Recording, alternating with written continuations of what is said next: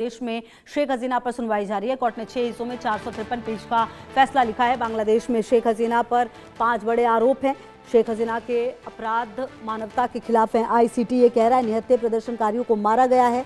ये बात भी कही गई है। शेख हसीना प्रदर्शन को कुचलने की मास्टरमाइंड, ये भी आईसीटी की तरफ से कहा गया है। छात्र कार्यकर्ता की हत्या कराने का आरोप, हिंसा भड़काने के लिए बयान देने का आरोप, तो ये तमाम बातें जो कोर्ट है उसकी तरफ से कही जा रही है। बहरहाल आपको बता दें इंटरनेशनल क्राइम्स ट्रिब्यूनल कुछ ही देर में फैसला सुनाने वाला है, लेकिन जो बातें कही जा रही हैं इंटरनेशनल क्राइम ट्रिब्यूनल की तरफ से वो काफ़ी ज़्यादा, अगर आप समझें तो लग रहा है कि फैसला आप किसी भी वक्त आएगा, लेकिन आरोप जो हैं वो काफ़ी बड़े हैं। मानवता के खिलाफ अपराध के 5 आरोप हैं।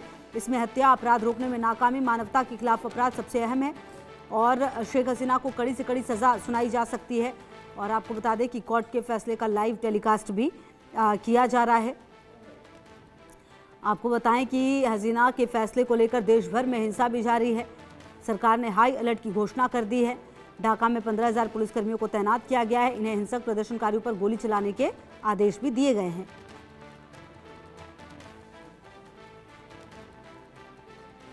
तो 78 वर्षीय शेख हसीना के बेटे सजीव वाजेब ने रविवार को कहा कि अगर उनकी पार्टी पर प्रतिबंध नहीं हटाया गया तो उनकी पार्टी आवामी लीग के समर्थक फरवरी में होने वाले राष्ट्रीय चुनाव में बाधा डालेंगे। उन्होंने चेतावनी दी कि विरोध प्रदर्शन हिंसा में बदल सकता है। जी हाँ, तो अब देखना है कि सजीव जो वाजेद हैं उन्होंने ये कहा कि हमें ठीक ठीक पता है फैसला क्या आने वाला है। वो इसे टीवी पर दिखा रहे हैं, वो उसे दोषी ठहराएंगे और शायद उसे मौत की सज़ा भी सुनाएंगे। आपको बता दें कि बांग्लादेश के सरकारी वकील ने 78 वर्षीय हसीना के लिए मृत्युदंड की भी मांग की है। तो आपको बताएं कि ये जो बांग्लादेश में कई जगहों पर हिंसा और प्रदर्शन की जो खबरें हैं वो आई हैं। ढाका में मोहम्मद यूनुस के सलाहकार सैयद रिजवाना हसन के घर के बाहर क्रूड बमों से हमला किया गया, आगजनी भी की गई। और वहीं कॉक्स बाज़ार में भी हिंसा की खबर है। यहाँ शेख हसीना की पार्टी आवामी लीग के कार्यकर्ताओं ने हंगामा किया है और शहर में हंगामा और हिंसा की खबरें हैं। इधर शेख हसीना के खिलाफ फैसला आने से पहले छिटपुट आगजनी और देसी बम के हमलों के बीच ढाका में अन्य जगहों पर सुरक्षा बढ़ा दी गई है। अंतर्राष्ट्रीय अपराध न्यायाधिकरण बांग्लादेश के फैसले से पहले हसीना की अब भंग हो चुकी आवामी लीग द्वारा 2 दिवसीय बंद की खबरों के बाद अधिकारियों ने कड़ी सैन्य, अर्धसैनिक और पुलिस चौकसी के आदेश दिए थे।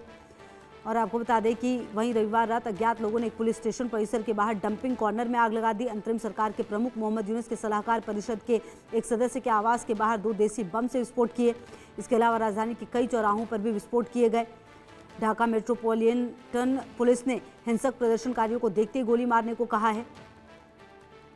तो शेख हसीना जो हैं बांग्लादेश में इस चर्चित मामले में 3 आरोपी भी हैं। जी हाँ, शेख हसीना इस समय भारत में निर्वासित जीवन गुजार रही हैं। उसके अलावा दूसरे आरोपी पूर्व गृह मंत्री असदुजमा खान कमाल हैं। तीसरे आरोपी पूर्व पुलिस प्रमुख अब्दुल्ला अल मामून है। अब्दुल्ला अल मामून ने व्यक्तिगत रूप से मुकदमे का सामना किया और सरकारी गवाह बनकर जाहिर तौर पर रियायत की मांग की। तो आपको बता दें कि शेख हसीना पर 2024 में छात्र नेतृत्व वाले जुलाई विद्रोह के दौरान सत्ता से हटी थी।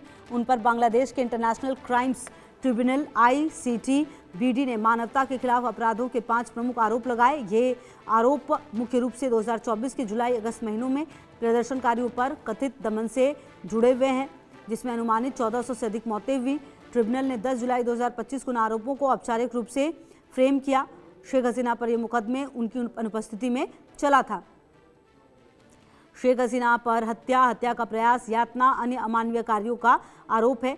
शेख हसीना के 14 जुलाई 2024 के बाद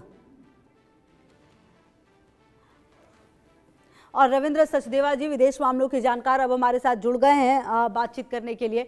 रविंद्र जी, ये जो हो रहा है बांग्लादेश में, जो आरोप अब इन पर लगे हैं, ऐसा लगता है कि कड़ी से कड़ी सजा मिलने वाली है शेख हसीना को। शुरुआती अभी से ही वहां पर जो परेशानियां हैं वो होने लगी हैं। क्या बातें हो सकती है बांग्लादेश में अब आने वाले समय में? Thank you very much. Well, अभी तो ऐसा लगता है कि सेंटेंस जो आएगा शायद डेथ पेनल्टी की तरफ जाता दिखता है। अगर इस तरह का कोई जजमेंट आया तो बांग्लादेश के अंदर काफी उथल पुथल, वायलेंस, प्रोटेस्ट इत्यादि का माहौल बनेगा, क्योंकि अवामी लीग जो जिस पार्टी की शेख हसीना लीडर हैं उसकी फिर भी अच्छी खासी पकड़ है। पकड़ नहीं तो बहुत लोग हैं जो उस पार्टी को सपोर्ट करते हैं, सड़कों पे ना आए चाहे, पर सपोर्ट तो करते होंगे, वोट डालते होंगे, काफी है तबके। खास करके बांग्लादेश में विमेन को इसने काफी एम्पावरमेंट की तरफ ले गई, तो रूरल एरियाज में विमेन भी इसकी काफी सपोर्ट पे है।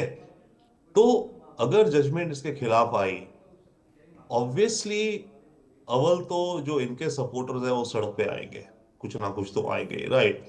और दूसरी तरफ उधर से जो स्टूडेंट एजिटेशन में जो लोग मारे गए, उनके फैमिलीज, वो लोग तो डिमांड कर रहे हैं इसके अगेंस्ट सख्त से सख्त कदम, राइट। वो कह रहे हैं डेथ पेनल्टी दो, नहीं दी तो वो सड़कों पे आने की धमकियां दे रहे हैं और आ रहे हैं।